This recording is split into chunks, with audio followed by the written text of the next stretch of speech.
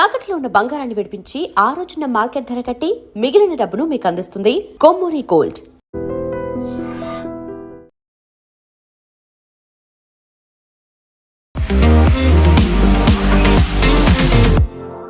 నమస్తే, నేను Kavitha. Welcome to I dream news and నిజాలు. ఎట్టకేలకు ఇరాన్ యుద్ధ విరమణ కోసం 3 కండిషన్లను అమెరికా ముందుంచింది. అందులో స్ట్రెయిట్ ఆఫ్ హర్మూజ్ని ఓపెన్ చేయడంతో పాటుగా అమెరికా తమ నౌకలని దిగ్బంధించింది, దాన్ని తొలగించాలని. ఆ తర్వాత యురేనియం నిల్వలకు సంబంధించి చర్చలు ఇప్పుడే కాదు తర్వాత చేద్దాము అనే మాటని. At the same time Iran విదేశాంగ మంత్రి మాస్కోకు కూడా వెళ్ళారు, పుతిన్తో కూడా చర్చలు జరిపారు. ఆ తర్వాత ఏమైంది అనేటువంటి మాట తెలియదు. బట్ ఒమన్ అక్కడ ఉన్నటువంటి భారత నౌకల మీద కూడా అటాక్ చేసింది. అమెరికా అధ్యక్షుడు డొనాల్డ్ ట్రంప్ ఇప్పుడు చర్చల ద్వారా జరుగుతుందా లేకుంటే శాంతి ఒప్పందమా, సీజ్ ఫైరా, వీటికి సంబంధించి విపరీతమైనటువంటి డిస్కషన్స్ అవుతున్నప్పటికీ ఏది అఫీషియల్గా బయటికి మాత్రం రావట్లేదు. బట్ భారతదేశంలో మాత్రం గ్యాస్కి సంబంధించి అలాగే పెట్రోల్ లైన్స్ అనేవి విపరీతంగా పెరిగిపోతూ కనిపిస్తున్నాయి. ఎవరెవరు ఎలాంటి చర్యలు తీసుకోవాల్సినటువంటి అవసరం ఉంది? మనతో పాటుగా ఉన్నారు సీనియర్ జర్నలిస్ట్ సురేష్ కొచ్చతిల్ గారు. సార్ నమస్తే. భారతదేశంలో చూస్తే ఇప్పుడు మళ్ళీ గ్యాస్కి సంబంధించి ఆ తర్వాత పెట్రోల్ బంకుల దగ్గర క్యూ లైన్లు విపరీతంగా పెరిగిపోయాయి. క్యాబ్లు బుక్ చేసుకోవాలన్నా కూడా ప్రైస్ డబుల్ అనేది కనిపిస్తోంది. మిగతా అన్నిటి మీద విపరీతమైనటువంటి ఎఫెక్ట్ అనేది ఉంది. ఇదంతా కూడా దాని మీద యుద్ధ ప్రభావం అనుకుంటే యుద్ధం అసలు ఎప్పటికి ముగుస్తుంది? యుద్ధానికి సంబంధించినటువంటి చర్చలు ఎక్కడి దాకా వచ్చాయి? చర్చలు మనకు తెలిసిందే. అన్నిటికంటే చాలా ఇంపార్టెంట్ యుద్ధం మొదలై ఇప్పుడు ఆల్మోస్ట్ 2 నెలలు అయిపోయింది. ముందు ట్రంప్ అన్నారు 4 to 6 weeks అన్నారు ఎండింగ్. అప్పుడు అడిగినప్పుడు ముందైతే 2 రోజులు అన్నారు, 3 రోజులు అన్న తర్వాత 4 to 6 weeks అన్నారు. ఇప్పుడు 8 వారాలు అవుతున్నాయి. యుద్ధం ఎక్కడ ఆగట్లేదు. యుద్ధం లేదు, యాక్చువల్లీ బాంబింగ్ జరగట్లేదు, ఏం లేదు. కానీ ఒక న్యూక్లియర్ బాంబ్ వాళ్ళ దగ్గర ఉన్నది, ఇరాన్ దగ్గర ఉన్నది స్ట్రెయిట్ ఆఫ్ హార్మూజ్. ఓకే, అది వాళ్ళ కొత్త న్యూక్లియర్ బాంబ్. అది it is almost like economic nuclear bomb అని చెప్పి మార్కో రూబియో చెప్పారు. ఈ పరిస్థితుల్లో ఏం చేస్తారు వీళ్ళు? ఇరాన్ దగ్గర ఉన్న 2-3 ఆప్షన్స్ ఉన్నాయి. ఒకటి, వాళ్ళ ట్యాంక్స్ ఫుల్ అవుతున్నాయి. మనం దీని గురించి మాట్లాడాం దీనికన్నా ముందు కూడా. అంటే వాళ్ళ ఫ్యూయల్ ట్యాంక్స్ ఫుల్ అయినప్పుడు దాన్ని వాళ్ళ పంపింగ్ ఆపాల్సి వస్తుంది. అప్పుడు వాళ్ళ ఆయిల్ వెల్స్ స్పాయిల్ అయిపోతుంది, అది మళ్ళీ యూజ్ చేయలేరు. వాళ్ళు రిపేర్ చేస్తే కూడా 50% రిపేర్ చేయవచ్చు. అంటే మీ దగ్గర 500 డ్రిల్లింగ్ నడుస్తుంది సైమల్టేనియస్గా ఆయిల్ పంప్స్లో. మన బోర్వెల్ లాగానే ఉంటుంది అది కూడా, కానీ చాలా డెప్త్గా ఉంటుంది. అది మీరు ఆపేస్తే మన దగ్గర ప్రాబ్లం ఉండదు నీళ్ళ గురించి, కానీ ఆయిల్ అట్లా కాదు. ఆయిల్ తిరిగి వెళ్తుంది, అది ఆ బోర్ స్పాయిల్ అయిపోతుంది కంప్లీట్గా. మీరు రిపేర్ చేస్తే కూడా ఒక హాఫ్ రిపేర్ చేయవచ్చు అంతే. దానికి కూడా టైం పడుతుంది, 6 నెలల దాకా టైం పడుతుంది. ఇరాన్ ఏం క్యాలిక్యులేట్ చేస్తున్నారంటే, మాకు ఒకటి వాళ్ళ రెవెన్యూ లేదు వాళ్ళకి. నేను చెప్పాను నిన్ను కూడా బహుశా మీకు, మార్చ్లో వాళ్ళు 1.84 మిలియన్ బ్యారెల్స్ పర్ డే వాళ్ళు ప్రతిరోజు ఎక్స్పోర్ట్ చేస్తుండే క్రూడ్ ఆయిల్. అది టోటల్గా ఆగిపోయింది. మీరు 1.8ని 2 అని కూడా పెట్టుకోండి. 2 బిలియన్ ఇంటూ ఒక ఆ టైంలో పర్ బ్యారెల్ $80 అనుకోండి. అట్లా పెట్టుకుంటే కూడా వాళ్ళకు they were getting about something like 180 to 200 million dollars per day. అది ఆగిపోయింది టోటల్గా. సరే, ఇప్పుడు ఇరాన్కి ఆప్షన్స్ ఏముంది అడిగితే, ఎస్, వాళ్ళ దగ్గర ఆప్షన్ చాలా తక్కువ. కానీ ఇరాన్ మనకు మాట గుర్తు పెట్టుకోవాలి, వాళ్ళు ఇట్లాంటి చాలా పెద్ద గేమ్ చూశారు దీనికన్నా ముందు కూడా. ఎస్పెషలీ సద్దాం హుసేన్తో జరిగిన, ఇరాక్తో జరిగిన 8 year వార్ 1980sలో, అది ఇరాన్ యొక్క చాలా పెద్ద లెసన్ నేర్పించారు. ఇన్ఫ్యాక్ట్ ఇప్పుడున్న ముస్తఫా ఖమేనీ ఆ యుద్ధంలో పార్టిసిపేట్ చేశారు. ఆ టైంలో సోల్జర్గా, ఒక సోల్జర్ ఆఫీసర్గా పార్టిసిపేట్ చేశారు. అంటే వీళ్ళకి అందరికీ ఎక్స్పీరియన్స్ ఉంది. ఈ ఇరానియన్ రెవల్యూషనరీ గార్డ్స్ అని చెప్పేది ఆ టైంలో చాలా మటుకు వాళ్ళు దీంట్లో పనిచేసేటవాళ్ళు. సో వాళ్ళకందరికీ ఎక్స్పీరియన్స్ ఉంది. మన దగ్గర అంటారు short term pain, long term gain అంటాం. ఇరాన్ రెడీ ఉన్నారు లాంగ్ టర్మ్ గెయిన్, పెయిన్ కూడా. ఎందుకంటే వాళ్ళు అంటున్నారు మాకు ఒక ఎగ్జిస్టెన్షియల్ క్రైసిస్ ఇది. ఈ ఇరానియన్ రెవల్యూషనరీ గార్డ్స్ వీళ్ళ చాలా పెద్ద కోర్ యూనిట్. వాళ్ళే నడిపిస్తున్నారు దేశాన్ని. ఇప్పుడు వాళ్ళే డిసిషన్స్ తీసుకుంటున్నారు. నేను ఇది ఎందుకు చెప్తున్నానంటే, మనం అరగాచిని చూస్తున్నాం, మన మాస్కోకి వెళ్తున్నారు, ఒమాన్కి వెళ్తున్నారు, పాకిస్తాన్. బట్ ఆయన వెనక ఎవరు ఆడుతున్నారు గేమ్, ఆయన ఎవరితో వాళ్ళు ఎందుకు చేపిస్తున్నారు ఆయనతో ఈ పనులని, అది మనం అర్థం చేసుకోవాలి. వాళ్ళ స్ట్రాటజీ ఏంటి?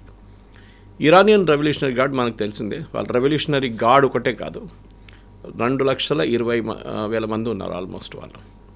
వాళ్ళు నడిపిస్తుంది మెయిన్ అంటే వాళ్ళ బిజినెస్ అది. ఈ ఇరాన్ శాంక్షన్స్ టైంలో లాస్ట్ ఆల్మోస్ట్ 47 సంవత్సరాలని చెప్పొచ్చు, కానీ ఎస్పెషల్లీ లాస్ట్ 10 సంవత్సరాలు శాంక్షన్స్ చాలా స్ట్రిక్ట్ అయిపోయింది.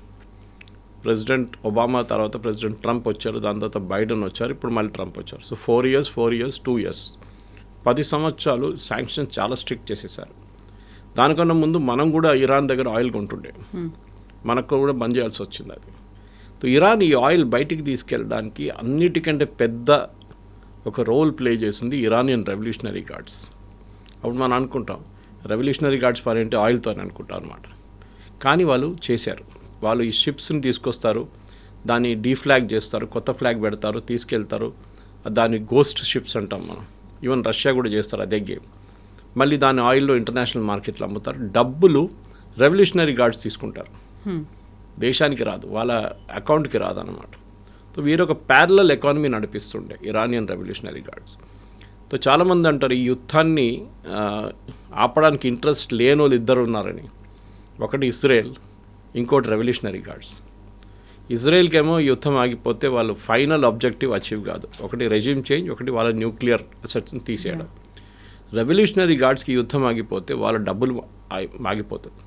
ఎందుకంటే వాళ్ళు 60% వాళ్ళ పని ఇది ఉంటుంది, రెవల్యూషనరీ గార్డ్గా ఉంటారు. కానీ 40-40% దాకా వాళ్ళు డ్యాములు కడతారు, బ్రిడ్జ్లు కడతారు, రోడ్లు చేస్తారు, ఇట్లాంటి ఆయిల్ రెవెన్యూ చేస్తారు. సో వాళ్ళ బిజినెస్ అది.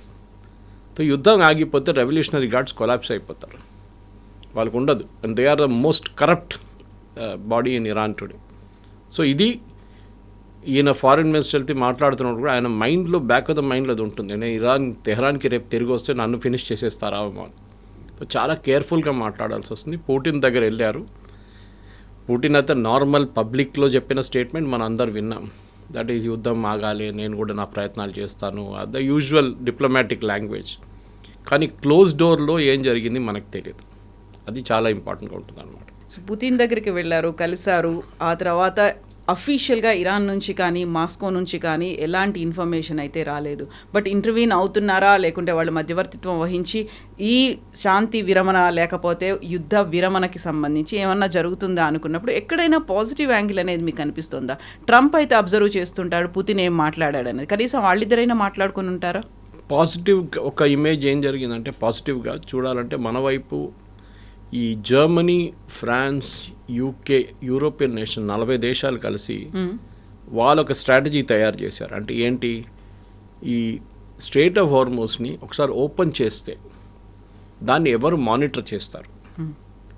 ఓపెన్ చేయడం చాలా ఈజీ, రేపైనా డిక్లేర్ చేసేస్తాడు ఐఎమ్ కీపింగ్ ఇట్ ఓపెన్ అనగానే ఓపెన్ అయిపోతుంది. కానీ అక్కడ ఆ సీ మైన్స్ ఏం చేస్తారు, ఎవరు తీస్తారు? ప్రెసిడెంట్ ట్రంప్ పెద్ద స్టేట్మెంట్ ఇచ్చారు, we will do it, we will lift the mines up అన్నారు. అమెరికా దగ్గర ఒక్క మైన్ షిప్ కూడా లేదు, anti mine ship, mine sweepers లేవు వాళ్ళ దగ్గర. వాళ్ళు ఆ టెక్నాలజీ మర్చిపోయారు యాక్చువల్లీ. వాళ్ళు పెద్ద పెద్ద ఎయిర్క్రాఫ్ట్ క్యారియర్లు, డెస్ట్రాయర్లు తయారు చేశారు, కానీ మైన్ స్వీపర్స్ గురించి మర్చిపోయారు, ఎవరు వాడట్లేదు ఇప్పుడు దానికోసం అనమాట. సో ఏం చేయాలి ఇప్పుడు next? What they have to do immediately is, వాళ్ళు యూరోప్ నుంచి వాళ్ళ దగ్గర మైన్ స్వీపర్స్ ఉంది, అది తెచ్చుకోవాల్సి వస్తుంది అనమాట. ఈ మైన్ స్వీపర్స్ని తీసుకొచ్చి స్ట్రెయిట్ ఆఫ్ హార్మోస్ ఓపెన్ చేసిన తర్వాత స్లోలీ మైన్స్ని తీయాల్సి వస్తుంది. 6 నెలలు పడుతుంది, 6 months. మనం దాని గురించి టోటలీ మర్చిపోయాము. మనం అనుకున్నాం రేపు ఓపెన్ అయిపోతే అన్ని షిప్లు రేసులు కొడతాయి, కాదు. It be very difficult. ఈ మైన్స్ ఎక్కడికి ఫ్లోట్ అయ్యో తెలియదు. సో నిన్న జర్మన్ ఛాన్సలర్ ఒక చాలా సీరియస్గా స్టేట్మెంట్ ఇచ్చారు. మనం ఈ యూజువల్ పాలిటిక్స్లో అది మర్చిపోతున్నాం యూరోపియన్స్ గురించి. ఎందుకంటే స్టామర్కి ఆయన ప్రాబ్లం ఆయనకుంది, అక్కడ వాళ్ళ పాలిటిక్స్ చాలా నడుస్తుంది. మ్యాండల్సన్ అపాయింట్మెంట్ మీద స్టామర్ రాజీనామా చేయాలని చెప్పి యూకేలో పెద్ద గొడవ నడుస్తుంది. సో నా నడుమిట్లో అది మర్చిపోతున్నా. కింగ్ చార్ల్స్ ఏమో నిన్న యుఎస్ చేరుకున్నారు. ఆయన్ని ట్రంప్ తిడతారో ఏమో అని డౌట్ ఉండే అందరికీ, ఇప్పటిదాకా తిట్టలేదు ఆయన్ని, బాగానే ఉన్నాడు. కానీ జర్మనీ రోల్లో జర్మన్ ఛాన్సలర్ చాలా బాగా మాట్లాడారు. ఆయన ఏమన్నారంటే, యుద్ధం మొదలైనప్పుడు నా దగ్గర అడిగారు మీరేమైనా స్టేట్మెంట్ ఇస్తారంటే నేను ఇవ్వను, this not the right time అన్నారు. ఆ టైం చూద్దాం ఏం జరుగుతుంది. ఇప్పుడు ఆయన అంటున్నారు 2 నెలల తర్వాత అమెరికాకి ఒక ఎగ్జిట్ స్ట్రాటజీ లేదు. రేపు యుద్ధం ఆపాలంటే అమెరికాకి 1, 2, 3, 4 అనే ఒక పాయింట్స్ ఏమైనా ఉండాలి. ఏం లేదు. ప్రెసిడెంట్ ట్రంప్ ఒకటే అంటారు, స్ట్రెయిట్ ఆఫ్ హార్మోస్ ఓపెన్ చేయండి. ఇరాన్ అంటారు ఇప్పుడు ఓపెన్ చేయడానికి మేము కూడా రెడీగా ఉన్నాం, మీరు యుద్ధం ఆపాలి అని చెప్పారు. యుద్ధం ఆపడం అనేది ఒక పెద్ద టర్మినాలజీ. యుద్ధం ఎట్లా ఆగుతుంది? మీరు అంటారు ఇజ్రాయెల్ యుఎస్ మిమ్మల్ని బాంబ్ చేయకూడదు అంటారా? వాళ్ళు అంటారు great, we will not bomb you, me uranium assets మాకు ఇచ్చేసేయండి అంటారు. మళ్ళీ స్టోరీ ఎక్కడి నుంచి తిరుగుతుంది? మరి పిల్లి మెడలో ఎవరు గంట కడతారు? Who bells the cat first. ఇది ప్రాబ్లం. సో ఇది ఎక్కడ మొదలు చేయాలని అమెరికాకు తెలియదు, ఎక్కడ ఎండ్ చేయాలని కూడా అమెరికాకు తెలియదు. సో ఇప్పుడు మీరు చెప్పిన దాంట్లో స్టార్టింగ్లో ఒక కొత్త ప్రపోజల్ ఏంటంటే స్ట్రెయిట్ ఆఫ్ హార్మూజ్ ఓపెన్ చేద్దాం ఫస్ట్. అది ఓపెన్ చేసి పాసిబ్లీ డీమైనింగ్ గురించి యూరోప్తో మాట్లాడిన తర్వాత అది రెగ్యులర్గా నడుస్తుంది. అమెరికా అటువైపు మీ బ్లాకేజ్ కూడా తీసేయాలి. ఇది ఫస్ట్ స్టెప్ అని ఇరాన్ చెప్తున్నారు. ఇది అమెరికా అంగీకరించారు. ఎందుకంటే ప్రెసిడెంట్ ట్రంప్కి ఇది ఏం చెప్తారు, ఒక డిఫీట్ లాగా అయిపోతుంది. ఓకే, యుద్ధంలో ఓడిపోయినట్లు ఉంటుంది. ఎందుకంటే నెక్స్ట్ స్టెప్ ఆయన ఏం చెప్తున్నారంటే మీ యురేనియం గురించి వస్తారు. వాళ్ళంటే ఇప్పుడు యురేనియం ఇప్పుడు మాట్లాడడం, మేము దాన్ని పక్కన పెట్టండి, తర్వాత చూసుకుందాం. జేసీపీ అగ్రిమెంట్లో అప్పుడు ఇరాన్ 10 సంవత్సరాలకి వాళ్ళ న్యూక్లియర్ అసెట్స్ని విరామం చేశారు వాళ్ళు. ఇన్ఫ్యాక్ట్ నిన్న కూడా అమెరికన్ ఎక్స్పర్ట్స్ ఏమంటున్నారంటే, న్యూక్లియర్ ఎక్స్పర్ట్స్, ఆ జేసీపీ అగ్రిమెంట్ ఉంటే ఇవాళ ఇరాన్ దగ్గర అసలు యురేనియమే ఉండదు, ఎన్రిచ్డ్ యురేనియం ఉండదు. వాళ్ళ కెపాసిటీ మెయింటైన్ చేయలేరు. ఎందుకంటే మీరు సెంట్రిఫ్యూజ్ ఎక్కువ రోజు ఐడిల్గా పెట్టుకోలేరు, సెంట్రిఫ్యూజ్ని వాడాలి వస్తుంది. 10 సంవత్సరాలు వాడకపోతే అది గెట్ స్పాయిల్డ్. అండ్ కొత్త సెంట్రిఫ్యూజ్ ఇరాన్ తెచ్చుకోలేరు బయట నుంచి. ఇదంతా ఒక ఆల్మోస్ట్ 2000 ఎర్లీ 2010 మీటర్ తీసుకొచ్చారు ఈ సెంట్రిఫ్యూజ్ అంతా బయట నుంచి. ఇప్పుడు అది ఏం చేయలేరు, ఎందుకంటే ఈ సెంట్రిఫ్యూజ్ అనేది చాలా హై స్పీడ్లో తిరుగుతుంది. మన స్కూల్లో అయితే మనం టెస్ట్ ట్యూబ్ చేస్తాం, కానీ ఇదైతే it is something like 1000 rounds per second. 1000 rounds per second తిరుగుతుంది సెంట్రిఫ్యూజ్ ట్యూబ్స్, పెద్ద స్టెయిన్లెస్ స్టీల్ ట్యూబ్స్ ఇది. సో దాంట్లోనే ప్యూరిఫై చేస్తారు వీళ్ళు అనమాట. ప్యూరిఫై చేసి బాటంలో సెటిల్ అవుతుంది, మళ్ళీ దాన్ని తీసేస్తారు, మళ్ళీ తిప్పుతారు, మళ్ళీ సెటిల్ అవుతుంది, మళ్ళీ తీసేస్తారు. మనం as we do in college residue లాగా మారిపోతుంది. సో ఇది చాలా మటుకు ఇంపార్టెంట్. అది ఇరాన్ అప్పుడు అంగీకరించారు. ఇప్పుడు తిరిగి చూస్తే agreement was very good. President Obama, ఇప్పుడు ట్రంప్ ఏమంటున్నారంటే ఆయన చింపి పడేస్తారు, మీకు తెలుసు కదా కాగితాలు, ఇదంతా యూజ్లెస్ అని చెప్పి. ట్రంప్ మొన్న ఒక స్టేట్మెంట్ ఇచ్చారు, కవిత గారు, మేమెందుకు పాకిస్తాన్కి వెళ్ళాలి, 18 గంటలు ట్రావెల్ చేయాలి, life is become very tiring, very tough these days అన్నారు. పాసిబ్లీ ఆయన యుద్ధం గురించి మాట్లాడుతున్నారు. ఆయన రిమైండ్ చేయాలంటే ఏంటంటే president Obama and John Kerry వాళ్ళ సెక్రటరీ ఆఫ్ స్టేట్, వాళ్ళు 21 నెలలు కష్టపడ్డారు దీనికోసం. జాన్ కెరీ ఎంత తిరిగారో అందరికీ తెలుసు, రికార్డ్ ట్రావెలింగ్ ఉండే ఆయనది. ఆయన వెళ్తారు ఇరాన్కి, తిరిగి వస్తారు, మళ్ళీ వెళ్తారు, మళ్ళీ తిరిగి వస్తారు, అంతా 18 అవర్ ఫ్లైటే కదా అంతా. సో నిన్న ఈవెన్ పాస్ట్ యుఎస్ ప్రెసిడెంట్స్ కూడా చాలా మటుకు ట్రావెల్ చేశారు దీనికోసం. ఎవరు చేయలేదని లేదు, కానీ వీళ్ళు అంగీకరించారు ఇదంతా. ప్రెసిడెంట్ ట్రంప్కి ఏంటంటే he wants easy way out. ఆయన అనుకున్నారు యుద్ధం వేసి బాంబు వేస్తే అయిపోతుంది, కాదు. ఇవాళ దాకా ఒక ఎయిర్ ఫోర్స్ వార్లో ఏ దేశం గెలవలేదు. You take second world war also, Germans చాలా మటుకు యూకే మీద బాంబింగ్ చేశారు, ఫ్రాన్స్ మీద బాంబింగ్ చేశారు, కానీ లుఫ్ట్వాఫే ఎయిర్క్రాఫ్ట్ వాళ్ళు యూజ్ చేసి జర్మనీ చేశారు, హిట్లర్ వాళ్ళ ఆర్మీ, కానీ గెలవలేకపోయారు వాళ్ళు. Unless your boots on the ground మీరు గెలవలేరు. అది ప్రెసిడెంట్ ట్రంప్ రెడీగా చేయడానికి అదనమాట.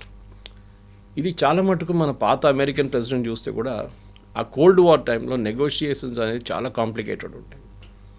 In fact I think it was Harry Truman or somebody, వీళ్ళ నడిమిట్లో ఒక పెద్ద చర్చ నడిచింది ఆ టైంలో, సోవియట్ టైంలో.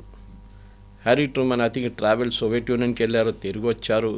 అండ్ ఆ టాక్స్లో ఫైనల్ టాక్స్ నడిచింది కోల్డ్ వార్ టైంలో నడిచింది ఇరాన్లో. That's irony of it. The talks were held in ఇరాన్కి సంబంధం లేదు దీంతో. నేను ఎందుకు చెప్తాను అంటే హిస్టరీలో చాలా ఉన్నాయి, అది చెప్పుకొని పోతే పెద్ద ఒక స్టోరీ, అది చాలా ఇంట్రెస్టింగ్ స్టోరీ. ఈ travel by ship to Africa, from there he took a flight, then ఈ కార్లో వెళ్ళారు, ట్రావెలింగ్ చేశారు వీళ్ళందరూ. దీనికి కష్టపడాలి. దీనికి మీరు ఒక యుద్ధం మొదలు పెడితే మీరు అక్కడ వాషింగ్టన్లో కూర్చొని బటన్ ప్రెస్ చేస్తే కాదు. You have to really walk the talk అంటాం ఇంగ్లీష్లో. రియలీ 18 గంటలు అంటే 24 గంటలు ట్రావెల్ చేసి వాళ్ళ దగ్గర మాట్లాడి మళ్ళీ తిరిగి వచ్చి మళ్ళీ మాట్లాడి వాళ్ళ దగ్గర you have to keep back and four, shuttle diplomacy అంటారు దాన్ని. ఇది వీళ్ళు చేయలేకపోతున్నారు. ప్రెసిడెంట్ ట్రంప్కి అంత ఈజీగా జరగాలి, నేను కష్టపడినా అంటే కాదు. అది యుక్రెయిన్ రష్యా వార్ చూడండి, 4 సంవత్సరాలు అయింది. ఇక్కడ 1,00,000 మంది చనిపోయారు, అక్కడ 1,00,000 మంది చనిపోయారు, దానికన్నా ఎక్కువ చనిపోయారు యాక్చువల్లీ. కానీ ఇవాళ దాకా ప్రెసిడెంట్ పుటిన్ ఎప్పుడు చెప్పలేదు వీఆర్ టైర్డ్ ఆఫ్ ఇట్, మేము ఇప్పుడు కూడా పోరాడుతున్నాం అని చెప్తున్నారు. సో వాళ్ళ కెపాసిటీ అది. ఈయనేమో యుద్ధం కానే కాలేదు ఇప్పుడు దాకా, దాని లోపల ఐఎమ్ వెరీ టైర్డ్, ఇది 18 hours ఎవరు ట్రావెల్ చేస్తారు, నేనైతే చేయను, వాళ్ళని కూడా పంపించను అంటే హూ విల్ టాక్ దెన్? ఎవరితో మాట్లాడతారు మీరు? ఎందుకు మాట్లాడతారు? మీరు ఇంట్లో కూర్చుంటే ఇది it will not get sorted అవుట్తో దిగి ఇరాన్ ఇచ్చిన ప్రపోజల్ నిన్న మీటింగ్ జరిగిందన్నారు వాళ్ళ సెక్యూరిటీ కౌన్సిల్ది.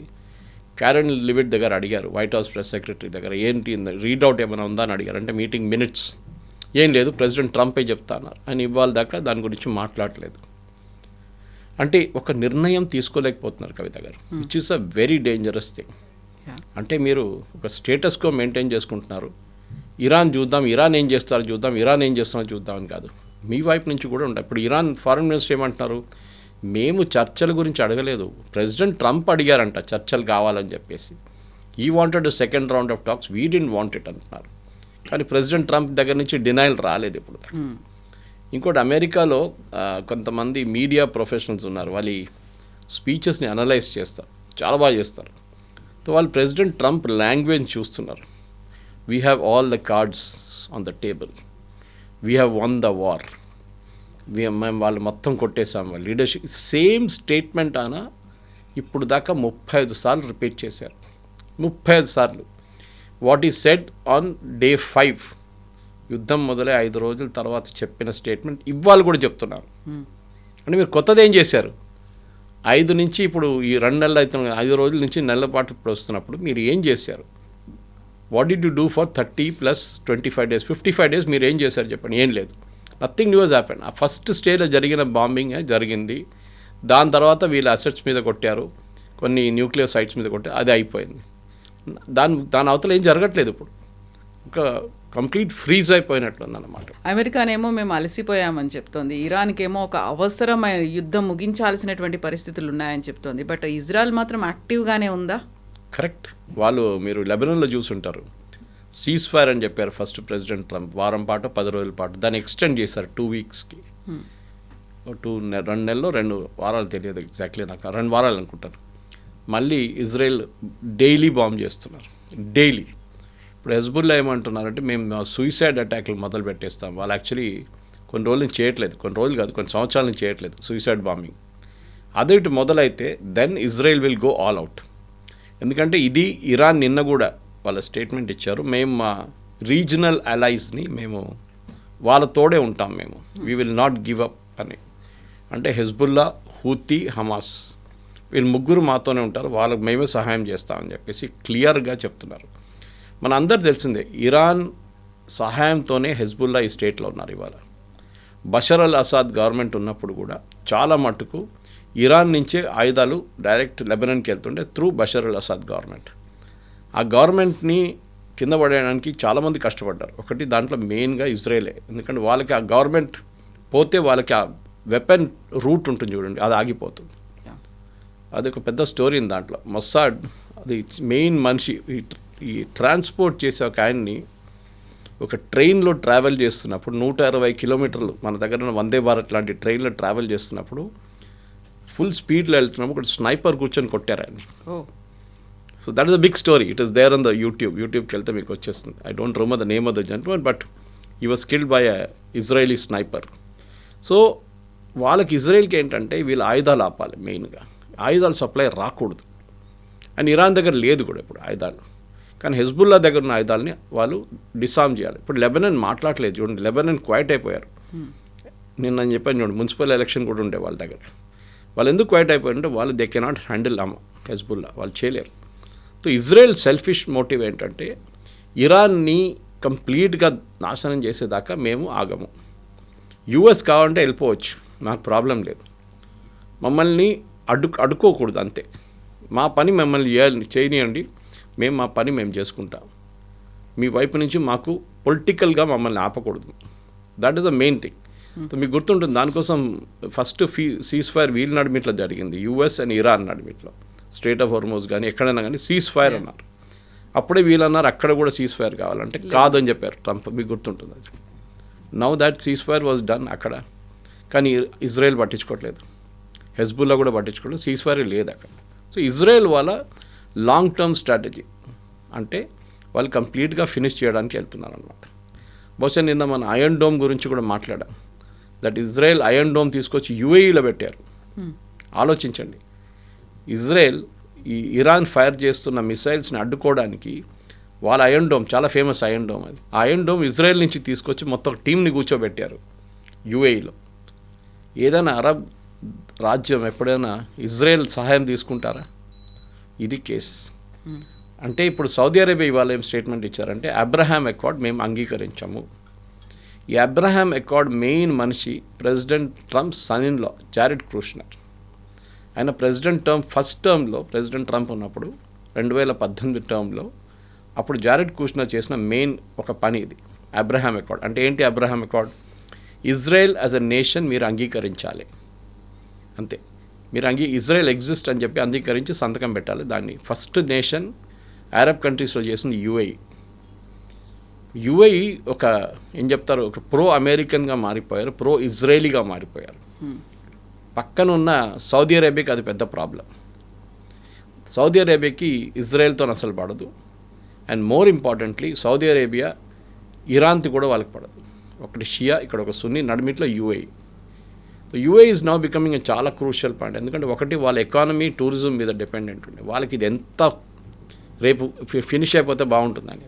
కానీ అంత ఈజీ కాదు కవిత గారు. యుద్ధం రేపు ఆగితే కూడా దీని ఆఫ్టర్ ఎఫెక్ట్స్ మినిమం 2 సంవత్సరాల దాకా ఉంటుంది.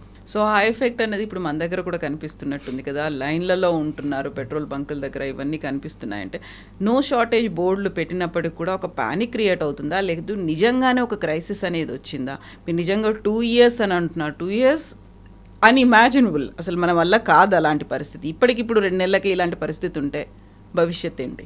లేదు, మనకు ప్రాబ్లం లేదు. I'm reading from a government statement, ఇవాళ టైమ్స్ ఆఫ్ ఇండియాలో వచ్చింది.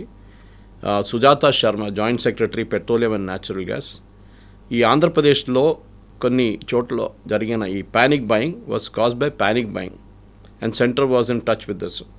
మా దగ్గర 30 నుంచి 33% డీజిల్ సేల్ సర్టన్ స్టేట్స్లో పెరుగుతుంది అంటున్నారు.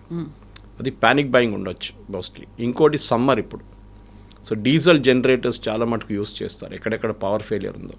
ఇన్ఫ్యాక్ట్ మొన్న country had the highest amount of electricity consumed అన్నమాట మన దగ్గర. కానీ అప్పుడు కూడా గ్రిడ్ ఫెయిలియర్ లేకుండే, చాలా బాగా నడిచింది అనమాట మన.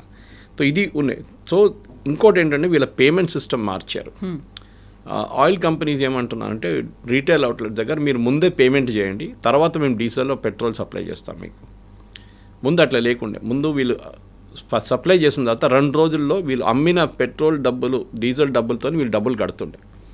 ఇప్పుడు ఏమైపోయిందంటే రీటైల్ అవుట్లెట్స్ వాళ్ళ దగ్గర ఉన్న డబ్బులు ముందే కట్టాల్సిందంట. అంటే మీరు ఫర్ ఎగ్జాంపుల్ మీరు ఇన్ని లీటర్స్ తెచ్చుకుంటారు డీజిల్, ఇన్ని లీటర్ పెట్రోల్ తెచ్చుకుంటే maybe 5 lakhs, 10 lakhs, 15 lakhs payment చేస్తారు మీరు.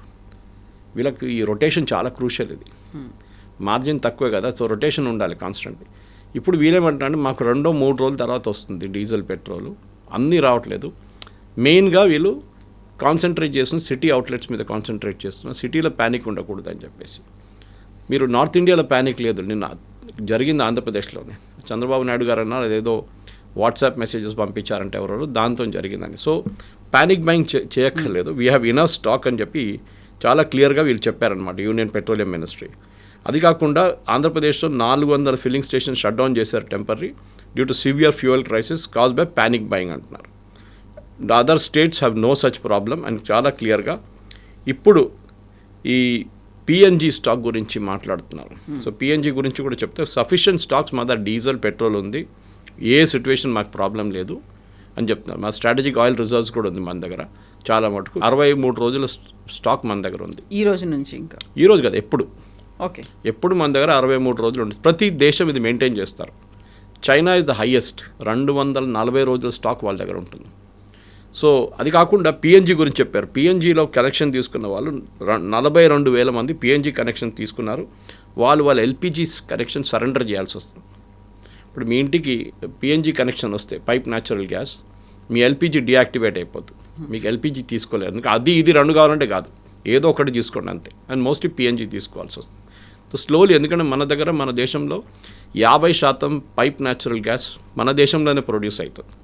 సో గవర్నమెంట్ ఈ బయట ఉన్న దాన్ని డిపెండెన్సీ తగ్గించడానికి వాళ్ళు చేసిన. ఇంకోటి గడ్కరీ గారు మనం చెప్పారు, we should do 100% ethanol blending, which is impossible. ఎందుకంటే మన దగ్గర ఇప్పుడున్న ఇంజిన్స్ స్పెషల్లీ కార్ ఇంజిన్స్ చూడండి, అది ఎథనాల్ 20-30% తీసుకోగలదు. 40 కూడా కొంచెం టఫ్ ఉంటుంది. కొత్త ఇంజిన్లు కావాలంటే they can go to 100% ethanol also. కానీ దానికి టైం పడుతుంది. బహుశా ఇంకో 5-10 సంవత్సరాల తర్వాతనే 50-60% బ్లెండింగ్ తీసుకుంటే మన ఇంపోర్ట్ బిల్ అంతా తగ్గిపోతుంది. మన గల్ఫ్ నేషన్స్ మీద డిపెండ్ కాక్కర్లేదు. చేయాల్సింది. It's a good move.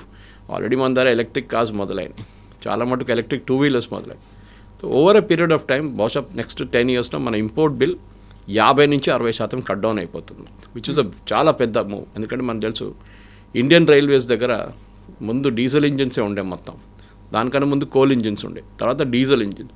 ఇప్పుడు ఇండియన్ రైల్వేస్ మొత్తం ఎలక్ట్రిఫై చేసేసరి కంప్లీట్గా. సో వాళ్ళ సేవింగ్స్ ఆలోచించండి, ఎంత పెద్ద సేవింగ్స్ ఉంది వాళ్ళకి.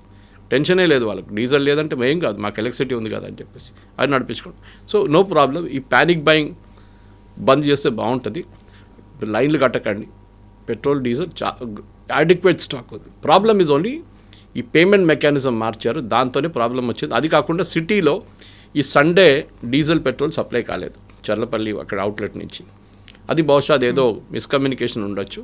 మేబీ వాళ్ళు ఒక రోజు బ్రేక్ తీసుకున్నారేమో, సో దాంతో జరిగింది. కానీ I don't think there is a major issue. కాకపోతే గల్ఫ్ ఆఫ్ ఒమన్ దగ్గర మన నౌకల మీద అటాక్ జరిగింది. 2 నౌకల మీద ఒక హెచ్చరికలు జారీ చేశారు. ఇరాన్ వాళ్ళు IRGC అటాక్ చేసింది అనుకున్నప్పుడు ఇంకా అక్కడ ఉన్నటువంటి భారతీయులు లేకుంటే ఆ నౌకలో ఉన్నటువంటి సిబ్బంది అందరికీ ఒక ప్యానిక్ అనేది వస్తుంది. ఆ తర్వాత నిజంగా అలాంటి పరిస్థితి ఉంటే మనతో ఫ్రెండ్షిప్ బాగానే ఉంది కదా, మళ్ళీ మన దాని మీద ఎందుకు అటాక్ చేశారు అనేది వస్తుంది. ఆ తర్వాత మళ్ళీ రావడానికి కష్టం అవుతుంది కదా, క్రైసిస్ అనేది వస్తుంది కదా అనే ఆలోచనలు.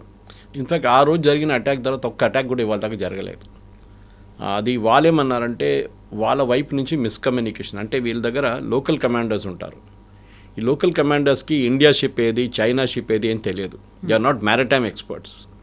ఏ ఫ్లాగ్ ఉంది, ఓనర్ ఒకరు ఉండొచ్చు. Owner might be an Indian, flag might be a Liberian, operating crew might be Philippines. ఇట్లా ఉంటుంది ఎట్లయినా. సో మిక్స్ ఉంటుందన్నమాట. సో వీళ్ళకి అదంతా కాంప్లికేషన్స్ తెలియదు. ఇంకోటి ఫ్లాగ్ మార్చేసుకుంటారు, రాత్రికి రాత్రి మార్చుకుంటారు ఫ్లాగ్ వాళ్ళు. ఓకే, వాళ్ళు ఏం చెప్తారు, UK ఫ్లాగ్ ఉంటే దాన్ని దింపి వీళ్ళు ఇండియన్ ఫ్లాగ్ పెడతారు. ఆ రోజు అటాక్ జరిగిన తర్వాత మీకు గుర్తుంటుంది, ప్రెసిడెంట్ ట్రంప్ అన్నారు, ఈ డిడ్ంట్ మెన్షన్ ఇండియన్ షిప్స్. ఆయన ఏమన్నారు, ఒక UK షిప్ ఇంకొక ఫ్రెంచ్ షిప్ని కొట్టారని చెప్పారు. వేరేజ్ మనం ఏం చెప్పాం, మన షిప్ అని చెప్తున్నాం, దానికి పేర్లు మనదే ఉన్నాయి. సో కాంప్లికేషన్స్ ఉన్నాయి. కానీ ఇప్పటికీ ఆ రోజు జరిగిన అటాక్ తర్వాత ఇంకా అటాక్లు జరగలేదు. ఎందుకంటే ప్రెసిడెంట్ ట్రంప్ ఒక వార్నింగ్ ఇచ్చారు, మీకు గుర్తుంటుంది. If you see any ships, అంటే ఇరానియన్ షిప్స్, చిన్న షిప్స్ మైన్ వేయడం మేము చూస్తే వాళ్ళని మేము ధ్వంసం చేసేస్తామన్నారు. ఇరాన్ దగ్గర ఇప్పుడు మైన్ లేయింగ్ కెపాసిటీ షిప్స్ లేవు వాళ్ళ దగ్గర. వాళ్ళు మ్యాక్సిమం ఏం చేయొచ్చు అంటే ఇట్లాంటి చిన్న క్రాఫ్ట్ తీసుకెళ్ళి, చిన్న బోట్లు తీసుకెళ్ళి దాని నుంచి మైన్ కింద పడేయచ్చు. కానీ వాళ్ళ మైన్స్ కూడా ఇప్పుడు లేదు. వాళ్ళు వేసిన మైన్స్ కూడా ఎక్కడుందో వాళ్ళకి తెలియదు ఇప్పుడు. సో వార్నింగ్ ఎట్లయిందంటే, అంటే మీ షిప్పులు దిగంగానే మిమ్మల్ని కొట్టేస్తాం, మీరు మైన్స్ వేస్తారో ఏమేస్తారో మాకు తెలియదు. కానీ ఇవాళ దాకా దాని తర్వాత అటాక్లు ఏం జరగలేదు. ఏ షిప్ని వాళ్ళు హైజాక్ చేయలేదు, బోర్డ్ చేయలేదు. సో ఇప్పుడు ఒక స్టేటస్ కో లాగా ఉంది. అటువైపు US ఆపేస్తున్నారు ఇరానియన్ షిప్స్ని, ఇటువైపు వీళ్ళు ఇక్కడి నుంచి బయటికి వెళ్ళడానికి. కానీ ఏదో ఒక రోజు నెక్స్ట్ 3 daysలో I think there will be a breakthrough. ఎందుకు ఎక్కువ రోజులు ఇప్పుడు ఆల్రెడీ 110కి వెళ్ళిపోయింది పర్ బ్యారల్ ఆయిల్. ఎక్కడ 70 ఉండే, ఎక్కడ 60 ఉండే, ఇప్పుడు 110 దాకా వచ్చేసారు. సో ఎక్కువ రోజులు. ఇన్ఫ్యాక్ట్ మీరు యూరోప్లో చూడండి కవిత గారు, మన సిచ్యువేషన్ చాలా బెటర్. యూరోప్లో 400 నుంచి 550 ఫ్లైట్లు క్యాన్సిల్ చేశారు నిన్న మొన్న అంతా. ఇవాళ కూడా అదే ఉంటుంది. వాళ్ళ దగ్గర జెట్ ఫ్యూయల్ లేదంటున్నారు. ఆలోచించండి. అట్లీస్ట్ వీఆర్ బెటర్ దాని దాకా. మన దగ్గర ఇక్కడి నుంచి ఫిల్అప్ చేసుకోవచ్చు కావాలంటే, కానీ అక్కడ వెళ్ళినప్పుడు యూరోప్లో లేదు, ఫ్యూయల్ లేదు, ఆస్ట్రేలియాలో లేదు. They are in very bad shape. So అట్లాంటి దేశాలు చూస్తే మనం మేబీ మన కన్జ్యూమరిజం తక్కువ ఉండొచ్చు, వాళ్ళగా మన కానీ we are one of the top 10 consumers లోకంలో. ఇన్ఫ్యాక్ట్ టాప్ 5 చెప్పొచ్చు మనం. చైనా ఉంటుంది, ఇండియా ఉంటుంది, US ఉంటుంది, జపాన్ ఉండొచ్చు, రష్యా. సో అట్లాంటి దేశాల్లో మనం కూడా చాలా కన్జ్యూమ్ చేస్తున్నాం. మన 140 కోట్ల పాపులేషన్ ఉంది మనకి. కానీ మన దగ్గర యాజ్ ఆఫ్ నౌ సిచ్యువేషన్ స్టేబుల్గానే ఉంది. కానీ మీరు చెప్పినట్ల మన సీఫేరర్స్ మీద వారు దాడి చేయడం అనేది అక్కడొక్కటే కాదు. పర్షియన్ గల్ఫ్లో ఆల్మోస్ట్ 5,000 మంది మన సీఫేరర్స్ ఉన్నారు. చాలా షిప్స్ అక్కడ ఆగిపోయినాయి. సో చాలా అర్జెంటుగా ఇమ్మీడియట్గా చేయాల్సిందంటే ఈ ఉన్న షిప్లు అన్నీ బయటకు పంపించేసేయాలి ఫస్ట్. బట్ కింద సీ మైన్స్ అనేవి ఉన్నాయి. Mines only towards Iranian side ఉంది, ఒమాన్ సైడ్ ఉంది, ఇరానియన్ సైడ్ లేదు. ఒమాన్ వైపు వేశారు వాళ్ళు. So the ships can go, చాలా క్లియర్. ప్రాబ్లం అంత పెద్ద ప్రాబ్లం లేదు. అదే టైంలో ప్యారలల్గా యూరోపియన్ యూనియన్ వాళ్ళ షిప్ని తీసుకొచ్చి వాళ్ళు డీమైనింగ్ స్టార్ట్ చేస్తే ప్రాబ్లం. సో ఈ ఇరాన్ ఇచ్చిన ప్రపోజల్ యూఎస్ యాక్సెప్ట్ చేస్తే బాగుంటుంది. ఒక స్టాప్ గ్యాప్ మెజర్గా ఒక 30 రోజులకి ఇది ట్రై చేసి చూడండి ఏం జరుగుతుందని చెప్పి యూఎస్ ఇరాన్ ఒక ఒప్పందానికి వచ్చేస్తే ఫస్ట్ ఆయిల్ ప్రైసెస్ పడిపోతుంది, స్టాక్ మార్కెట్ మళ్ళీ పైకి వెళ్తుంది. అది కాకుండా ఒక రీజనల్ స్టెబిలిటీ వచ్చేస్తుంది. ఎందుకంటే Qatar, Kuwait, Bahrain and even Saudi Arabia వాళ్ళ ప్లాంట్స్ రిపేర్ చేయాలి, వాళ్ళు రిఫైనరీస్ రిపేర్ చేయాలి, దానికున్న సామగ్రి తెచ్చుకోవాలి వాళ్ళు. సో వాళ్ళు యూరోప్లో ఆర్డర్ ఇస్తే కూడా అది రావాలి, వాళ్ళకి ఇంకా నిలబడుతుంది. సో రిపేర్ ఎప్పుడు చేస్తారు దానికోసం చెప్పాను. ఇప్పుడు ఓపెన్ అయితే కూడా నెక్స్ట్ 2-3 సంవత్సరాల దాకా సిచ్యువేషన్ స్టెబిలైజ్ కావాలని టైం తీసుకుంటుంది. ఆయిల్ ప్రైసెస్ అరౌండ్ 18-19 ఉంటుంది, దానికన్నా కిందకి రాదు. అది మెయిన్ పాయింట్. సో కన్విన్స్ అవ్వాలి, కన్వీనియంట్గా ఏముందో అనేది చర్యలు తీసుకోవాలి. Yes, I think the practical move ఇది ఒకటే ఉంది. ఇప్పుడు స్టేట్ ఆఫ్ హార్మూజ్ని ఓపెన్ చేయండి, ఓకే, అది ఇంపార్టెంట్. తర్వాత మాట్లాడుకుందాం. ఇప్పటికీ లెట్ us డూ దిస్ అని ఇరాన్ చెప్తున్నారు. I think it's a sensible suggestion వాళ్ళ వైపు నుంచి కూడా. Yes, sir. Thank you so Thank you much. very much. Thank you.